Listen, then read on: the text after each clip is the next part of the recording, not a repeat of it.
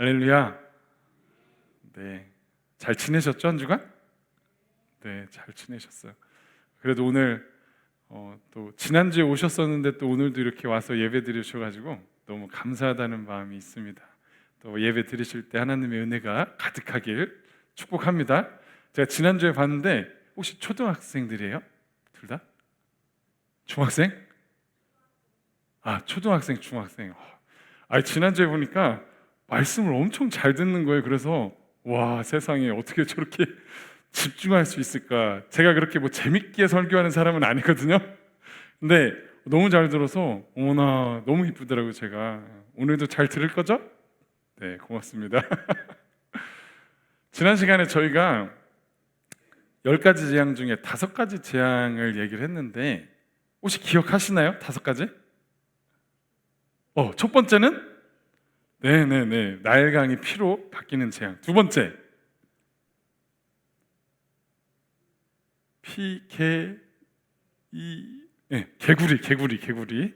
개구리 재앙. 그다음 세 번째는 이 재앙인데 사실 정확하게 얘기하면 땅을 치면서 그것들이 이제 그 해로운 해충들로 바뀌어서 막 사람들이든 짐승이든 막 괴롭히는 거거든요.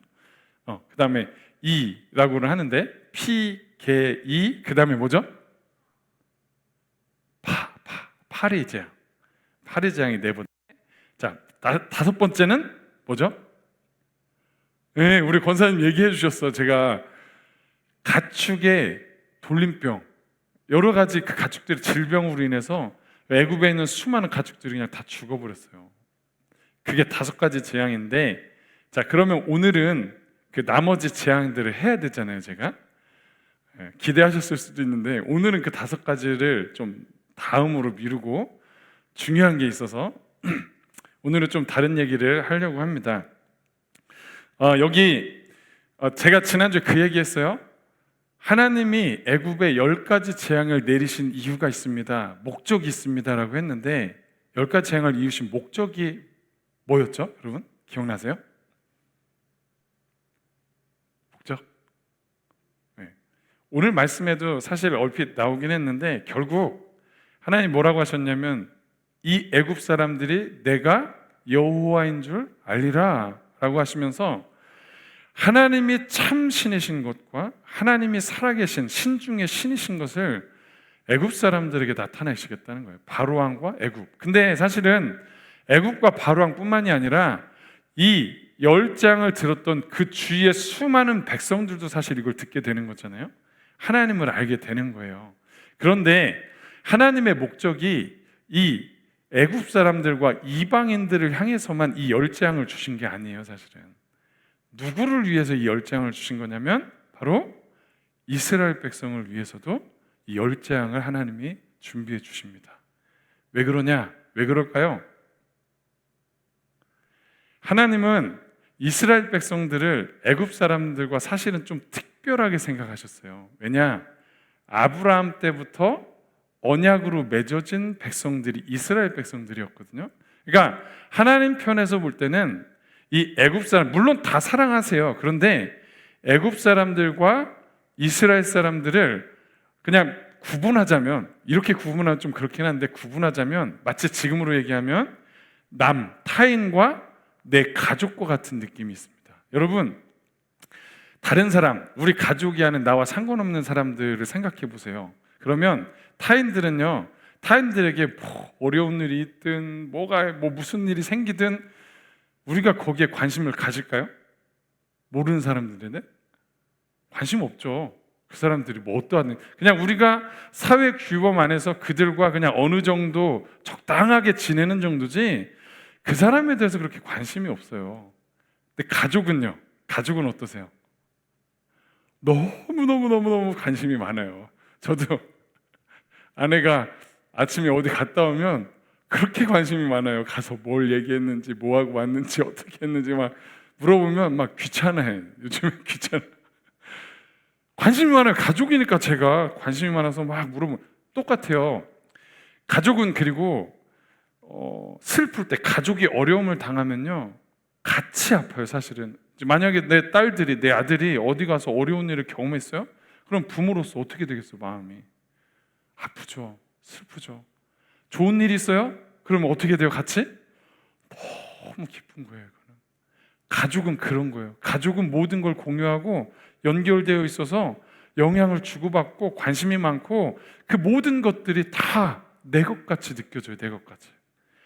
이걸 얘기하는 거예요. 하나님이 애굽 사람들과 이스라엘 백성들을 바라볼 때 차이가 이 정도 차이라고 할 것 같아요. 저 같으면. 결국 뭘 얘기하는 거냐면 하나님은요 이스라엘 백성들하고 깊은 아버지와 자녀로서의 인격적인 관계를 맺길 원하셨던 거예요. 혹자는 그렇게 얘기하잖아요.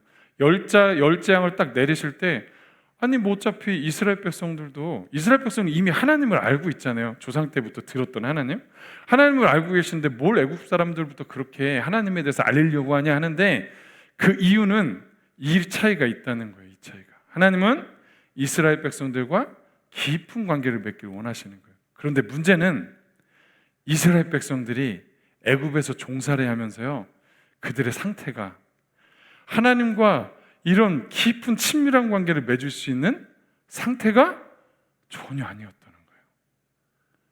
여러분 이 열재앙은 바로 뭐냐? 하나님이 이 이스라엘 백성들과 다시 그 아버지와 자녀의 관계를 회복하시기 위해서 시작하시는 놀라운 시작점이 바로 이 10가지 재앙이라는 거예요. 이거를 하나씩 제가 이제 얘기를 할 텐데 여러분 먼저 우리가 생각해 봐야 되는 건 뭐냐? 그럼 이스라엘 백성들의 상태가 얼마나 심각했냐는 거예요. 이들의 상태.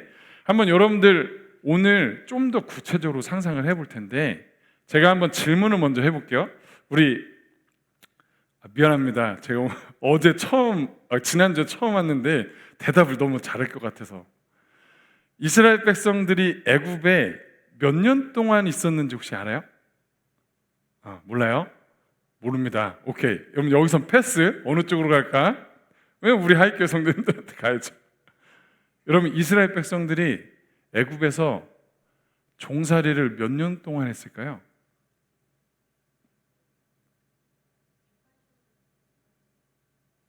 객관식. 네네네네. 알겠습니다. 자, 객관식입니다.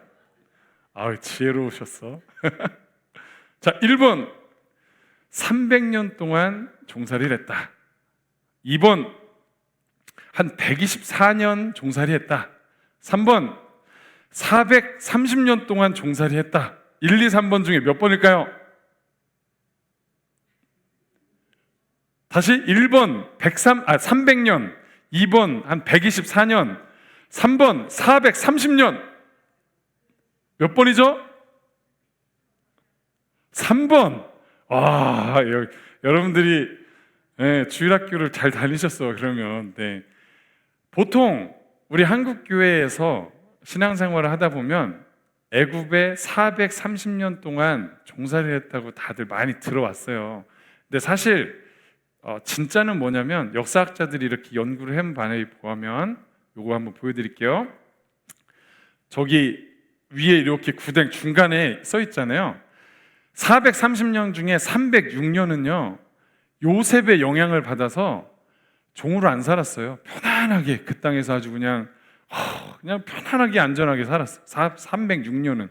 그런데 그 이후에 124년만 노예 생활을 시작한 거예요. 이게 왕조가 바뀌면서 이들에게 어려움이 시작된 게 저때부터거든요. 그래서 124년 동안 노예 생활을 합니다.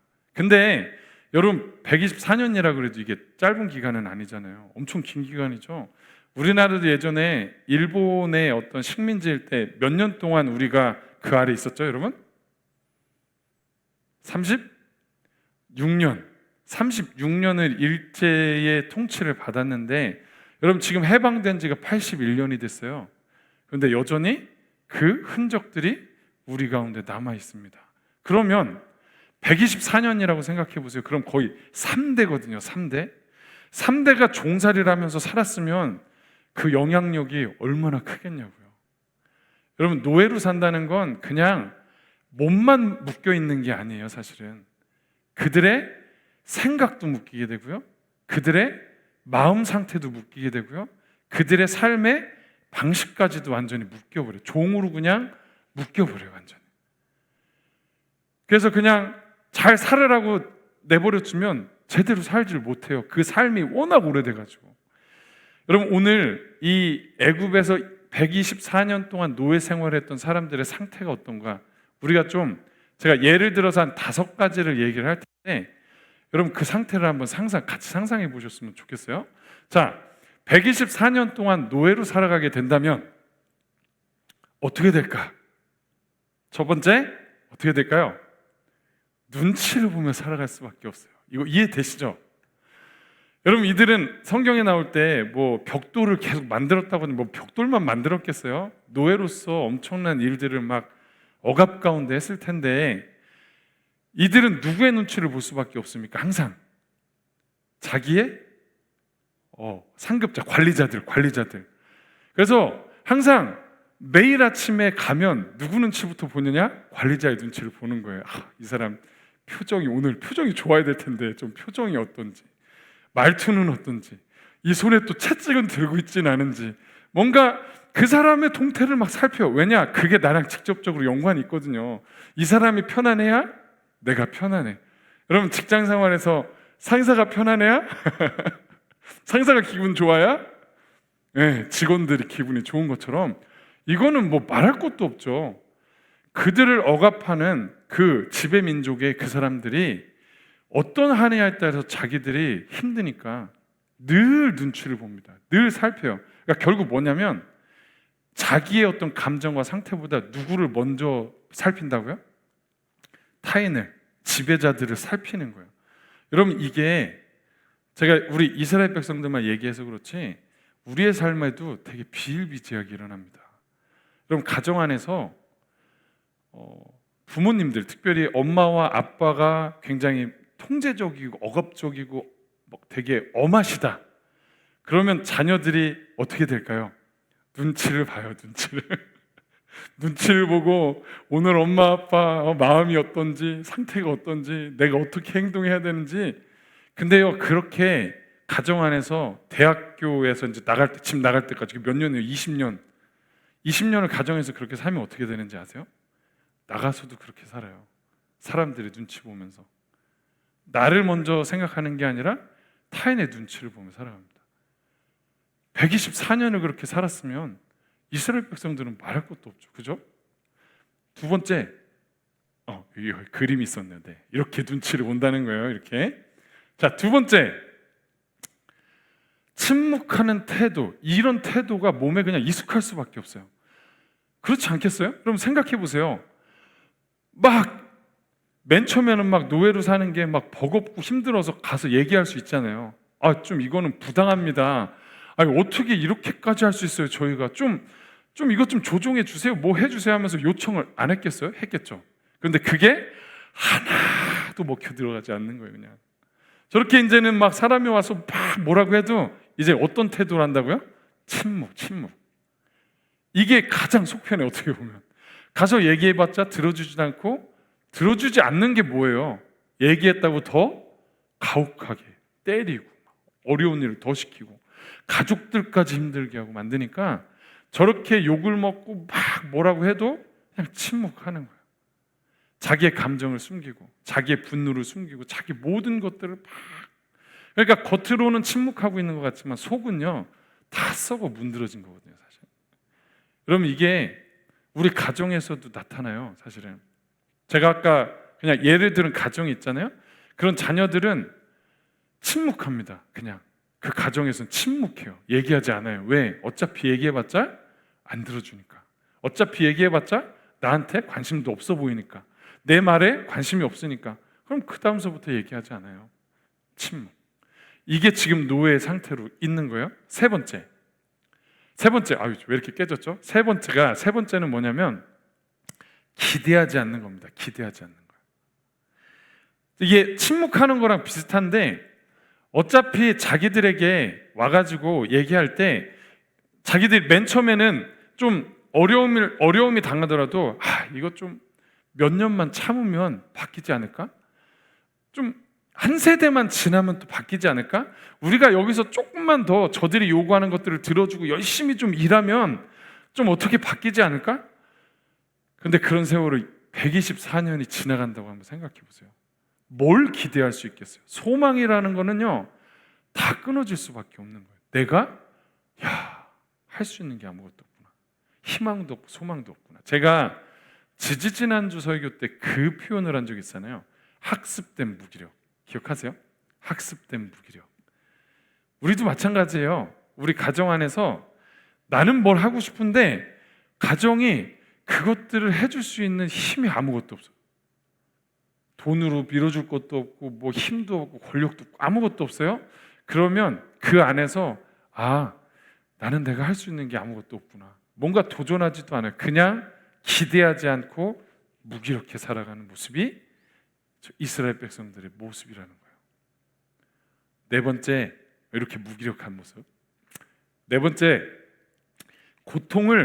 고통이라고 느끼는 게 아니라 이제는 안전하다고 느낀다는 거예요. 이게 무슨 얘기냐면, 여러분, 이스라엘 백성들에게 애굽 땅은요, 고통의 땅이 맞거든요. 고통의 땅인데 이들에게 이 땅은 반대로 얘기하면 그냥 익숙하니까 안전한 땅이에요. 이게 무슨 얘기냐? 매일매일 패턴이 똑같아요.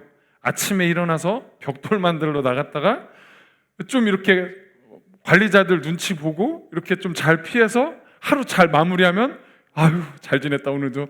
집에 가서 또 쉬었다가 그 다음날 또 아침에 와가지고 시키는 것만 하면 되잖아요. 그죠? 시키는 대로만 열심히 해. 그날도 안 맞고 욕 안 먹고 지나가면 다행인 거죠. 그냥 그렇게 매일매일 그냥 시키는 것만 하면 그냥 그렇게 살아가는 거예요. 먹고 살고 그냥 지내고 살고. 이게 노예 생활을 124년 동안 반복을 한다면 여러분 한번 생각해 보세요. 이들에게 이제 하나님이 해방을 시키셔서 자유가 주어져서 이런 사람들한테 자유를 주셨어요. 너희들은 이제 자유롭게 살아라. 그럼 이들의 마음이 어떨 것 같으세요? 매일 저렇게 하라는 것만 하면서 살면서 눈치 보고 살던 사람들한테 자유를 줬어요. 어떻게 될까요?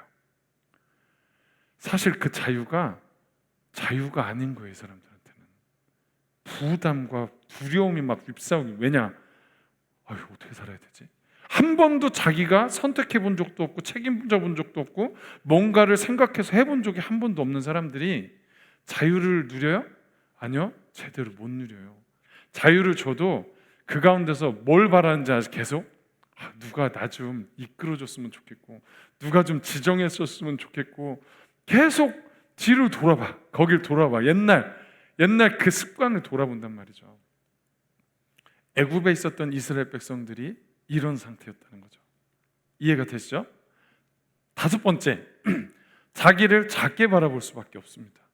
이게 무슨 얘기냐면 애굽 사람들이 이스라엘 백성들을 향해서 얘기하고 바라보고 눈빛부터 해가지고 모든 것들이 뭐라고 바라보기 시작하냐면 이들은 그냥 자기의 짐승보다도 못한 그냥 소모품인 거예요. 애굽 사람들 입장에서. 그죠? 그러면 그 관리자들이 이스라엘 백성들을 부를 때 뭐 이름을 부르면서 존중을 했겠어요? 얼마나 힘들어, 물 좀 마셔 이러면서 뭐 존대했겠어요? 이름이 뭐예요? 쌍욕부터 시작해가지고 너는요, 네가 그래서 뭐 희망도 없고 너는 그래서 이 모양으로 살 수밖에 없고 뭐 별의별 좀 안 좋은 저주 같은 이야기들 얼마나 많이 들었겠어요. 애굽 사람들이 볼 때는 이 사람들은 그냥 소모품이고 그냥 일꾼이고 노동력일 뿐인 거예요. 그냥. 그러니 그런 취급을 받았던 이스라엘 백성들이 계속 그런 취급을 받으면 어떻게 될까요? 자기 스스로도 그렇게 생각할 수밖에 없는 거예요. 자기 스스로도. 여러분 실제로 저도 이렇게 이제 상담 공부도 좀 하고 있는데 실제로 어려서부터 가정 안에서 폭력과 폭행 그리고 폭언 그리고 막 너는 또 그렇게 해서 뭐 할래? 뭐 진짜 나가 뭐뭐 해라 뭐 그런 막 험한 말들을 많이 듣고 자란 아이들이 있잖아요. 그들이 대학생이 되고 어린이 되면 어떻게 될까요? 잘 살질 못해요. 자기가 그런 사람이라는 어떤 정체성들이 그런 말들의 영향을 받아서 가지고 있어가지고 살아가는 게 너무 힘들거든요.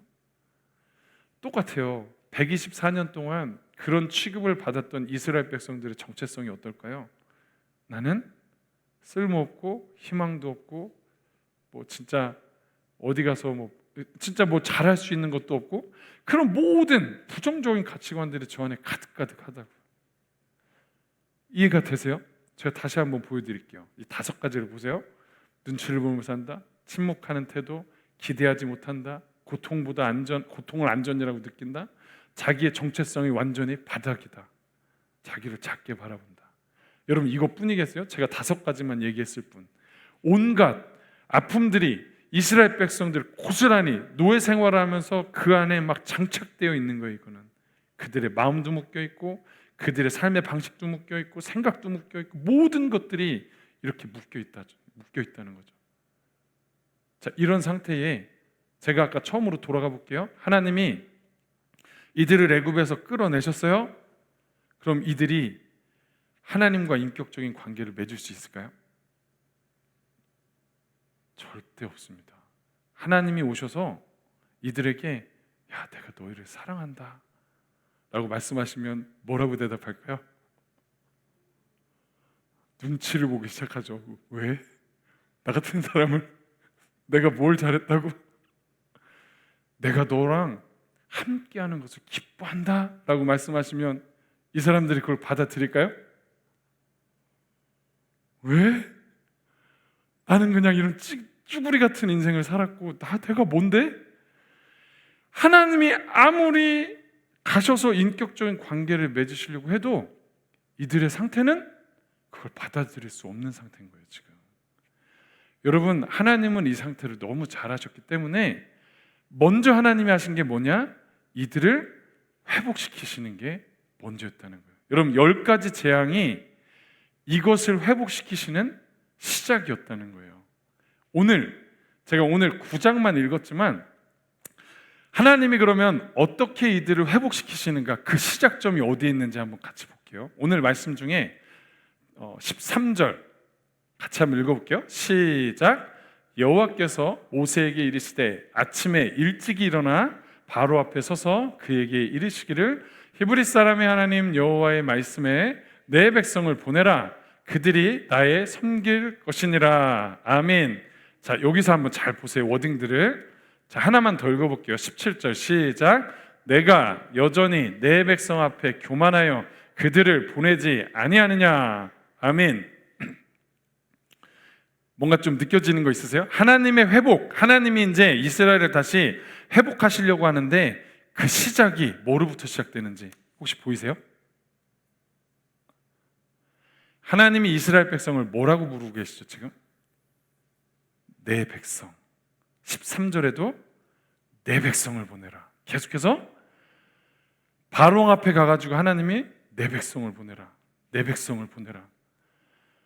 여러분, 회복의 시작은 어디서부터 시작이 되냐면 인격적인 호칭에서부터 시작이 된다는 거예요. 이스라엘 백성을 향해서 하나님이 내 백성이라고 부르는 거예요. 이거 제가 이해하기 쉽게 한번 설명을 해볼게요. 특별히 여러분들 성경을 한번 출애굽기를 쭉 읽어보시면 하나님이 다른 데는 그런 얘기, 이 내 백성이라는 표현이 다른 데는 거의 안 나오는데 어디에 집중되어 있는지 아세요? 이 10가지 재앙, 바로 앞에 가서 자기 백성을 이야기하실 때 하나님이 계속해서 내 백성, 내 백성을 보내라, 이들은 내 백성이다, 이 표현을 거기에 집중해서 하시거든요. 그런데 한번 생각을 해보세요. 여러분, 제가 요즘에 무슨 프로그램을 좀 종종 보냐면, 여러분 청춘 남녀들이 이렇게 와가지고 합숙하면서 연애하는 프로그램 혹시 아세요? 예, 뭐죠? 나는 솔로, 그다음에 또 뭐 있죠? 맞선, 요즘에 엄마랑 같이 오는 무슨 맞선 프로그램도 있고, 옛날엔 짝이라는 프로그램도 있었고, 그죠? 여러 가지 청춘 남녀들이 와서 거기서 만나면서 자기 짝을 찾고 결혼할 사람들을 찾는 프로그램이잖아요. 근데 제가 그 프로그램을 보는데 거기서 항상 뭘 느끼냐면, 그 사람들이 이제 직업을 발표할 때가 있어요. 이제 자기는 뭘 하고 몇 살이고 어디서 살고 이런 얘기 하거든요. 근데 거기 나온 사람들의 직업을 보면요, 장난 아닙니다. 대부분 다 사자, 의사, 변호사, 검사, 또 한의사, 기업에 다녀도 대기업을 다니면서 막 억대 연봉에 죄송해요.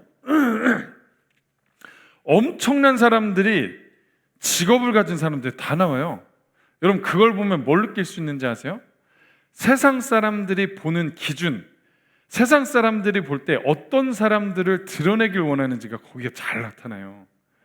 여러분 우리도 비슷해요. 사실은 한 번도 만난 적 없는데 사돈의 팔촌이 의사고 검사고 판사잖아요. 그러면 누구 앞에 가서 얘기합니다. 그거 우리 어디에 누가 의사요, 누가 판사요, 국회의원이요. 안 그러겠어요? 근데 반대로 내 가족, 내 자녀지만 내가 봤을 때 세상 사람들한테 드러내기 부끄러워. 이 아들이, 이 딸이 내가 드러내기 부끄러운 사람이 있으면 밖에 나가서 얘기 안 합니다. 아들, 딸 있어.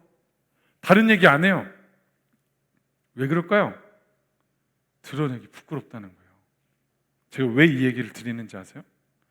여러분 세상의 기준으로 봤을 때 이스라엘 백성들, 아까 그 상태 보셨죠? 아까? 자, 한 번 더 보여드릴까요? 이거 있나? 뒤에 제가 요거. 자, 이스라엘 백성들이 이 상태가 어디 가서 막 자랑하고 드러내놓을 만한 상태인가요? 여러분? 아니죠.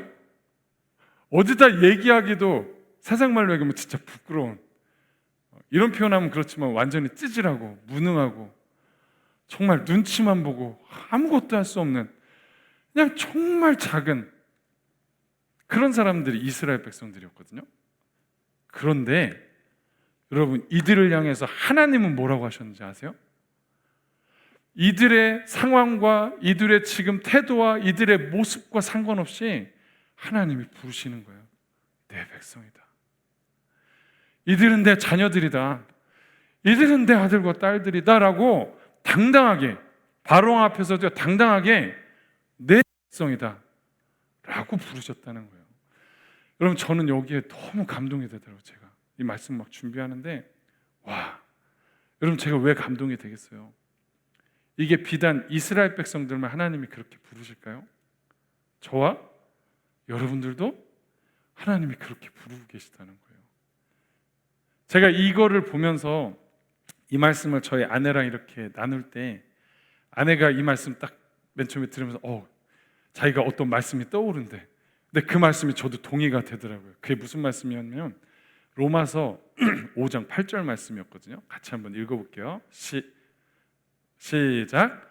우리가 아직 죄인 되었을 때에 그리스도께서 우리를 위하여 죽으심으로 하나님께서 우리에 대한 자기의 사랑을 확증하셨느니라. 아멘. 여러분 이 말씀 너무 놀랍지 않으세요? 우리가 아직 죄인 되었을 때에, 그게 무슨 얘기예요? 우리가 죄 때문에요 아주 썩은 내 펄펄 나고 진짜 보잘것없고 정말 같이 하기 싫은 그런 아주 못나고 더러운 상태에 있는 우리를 하나님이 자기의 목숨을 희생하면서까지 우리를 사랑하셨다는 말씀이잖아요. 우리가 뭐길래, 우리가 뭐가 있나요? 여러분 솔직히 얘기해서 이스라엘 백성들하고 아까 노예 생활 124년 했던 그 모습과 우리의 모습을 비교했을 때 우리는 그들보다 훨씬 더 나은가요? 저는 아니라고 생각이 들더라고요. 굉장히 고집스럽고 여리고 연약하고 부족하고 정말 뭔가 억척스럽고 뭔가 그 모든 모습들이 이스라엘 백성하고 우리랑 별반 다를 게 없어 보인다고. 그럼에도 하나님은 우리의 그런 모습과 상관없이 우리에게서 말씀하시는 거야. 내 사랑하는 딸아, 넌 내 사랑하는 딸이다. 누구 앞에서도 하나님은 자랑하시면서 그 이름을 불러주시고 선포하는 분이신 줄로 믿습니다. 이게 바로 오늘 말씀의 중요한 포인트예요. 여러분 우리가 하나님과 인격적인 관계를 맺고 우리가 변화되기 위해서 가장 필요한 첫 번째는 뭐냐? 우리의 이름을 새롭게 불리기 시작하는 게 중요하다는 겁니다. 이스라엘 백성들 아까 자기 스스로를 바라볼 때 124년 노예 생활하면서 아까도 얘기했지만 자기 스스로 자기의 이름을 붙일 때 뭐라고 붙였을까요? 그들이 나는 실패자구나, 나는 할 수 있는 게 아무것도 없구나, 사랑받을 자격도 없구나, 나는 아무것도 할 수 있는 능력이 없구나. 그냥 그런 이름들이 자기 스스로 자기를 막 붙여요, 계속. 그런데 어느 날 하나님이 오셔서 새롭게 이름을 붙여주시는 거예요. 아니, 너는 종이 아니라 내 자녀야. 내가 너와 함께하는 걸 얼마나 기뻐하는지 아니? 너 내가 사랑하는 딸이야 라고 하나님이 오셔서 이름을 새롭게 붙여주시기 시작하는 거예요. 여러분, 이게 회복의 시작인 줄로 믿습니다. 여러분, 오늘 말씀 기억하시고 이제 한 주간 동안 여러분 돌아가셔서 하셔야 되는 게 있어요.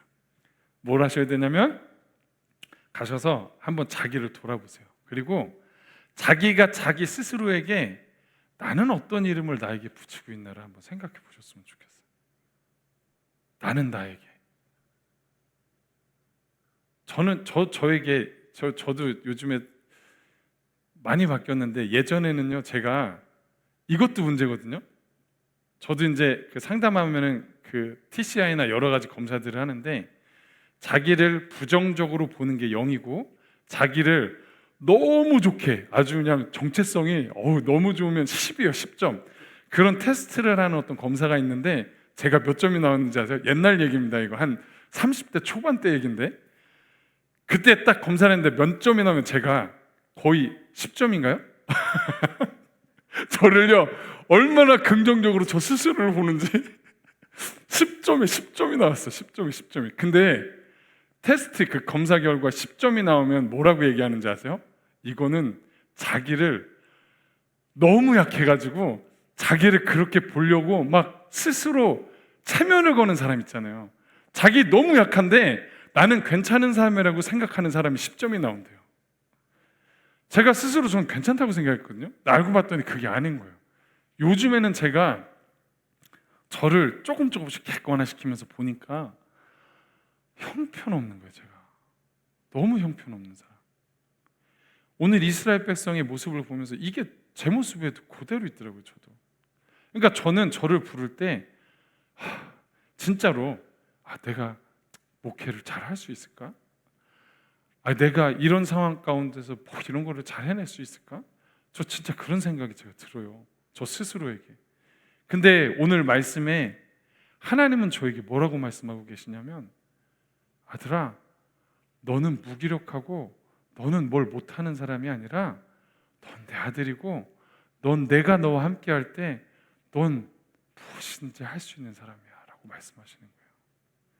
우리 사랑하는 성도 여러분, 오늘 말씀 기억하시고 여러분들이 붙이는 이름 말고 하나님이 여러분들에게 붙여주시는 그 이름을 기억하시고 그 진리를 계속해서 붙들고 또 고백하시기를 주님의 이름으로 간절히 축원합니다.